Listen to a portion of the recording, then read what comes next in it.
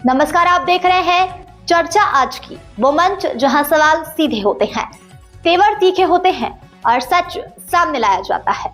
यहाँ बात होती है जनहित की, यहाँ होती है जवाबदेही की मांग। मैं हूं आपके साथ साक्षी और अब वक्त है उस खबर का जिसने पूरे सिस्टम को कटघरे में खड़ा कर दिया है।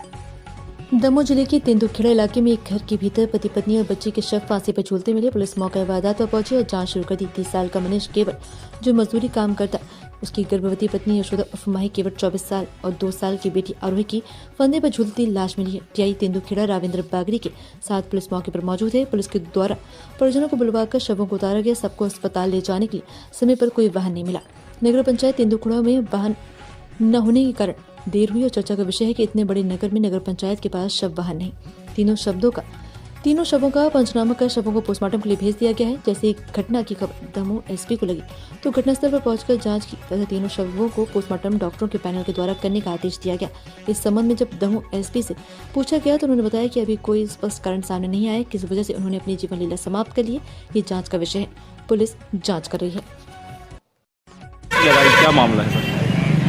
आज तेंदुखेड़ा में ये सुबह हमारे पास सूचना आई है कि एक वार्ड नंबर 1 में मनीष केवट और उसकी वाइफ माही केवट, दोनों की उम्र करीब 24-25 साल है और एक बच्ची लगभग 18-19 माह की, इसमें हैंगिंग का केस सामने आया है।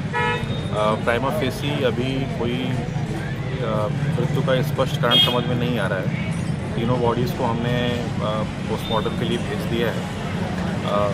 प्रयास ये रहेगा कि पैनल से इसका एक पीएम करवा लिया जाए ताकि स्पष्ट ओपिनियन मिल जाए कि कारण क्या है मृत्यु के, और अगर आत्महत्या हुई है तो उसमें क्या पीछे वजहें रह सकती हैं, उस पर भी विचार किया जाएगा। मेरी थाना प्रभारी से भी इस संबंध में बात हो रही है कि पर परिवार के सभी लोगों के बयान हो जाएं, आसपास के पड़ोसियों के बयान हो जाएं।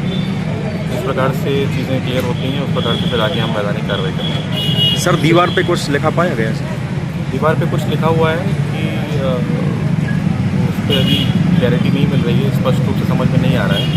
हमने फोटोग्राफर की टीम को बुलाया है, उसको हम फॉरेंसिकली भी प्रिजर्व करेंगे, उसको फोटोग्राफी करा के, और बाकी और फॉरेंसिकली कैसे उसको हम प्रिजर्व कर सकते हैं। तो देखते हैं, अगर वो केस से संबंधित हुआ, उसका कुछ इस केस पे इम्पैक्ट पड़ता है तो उसको हम इन्वेस्टिगेशन में शामिल करेंगे। बाकी और भी अन्य पहलुओं से हम जाँच शुरू कर रहे हैं इसमें।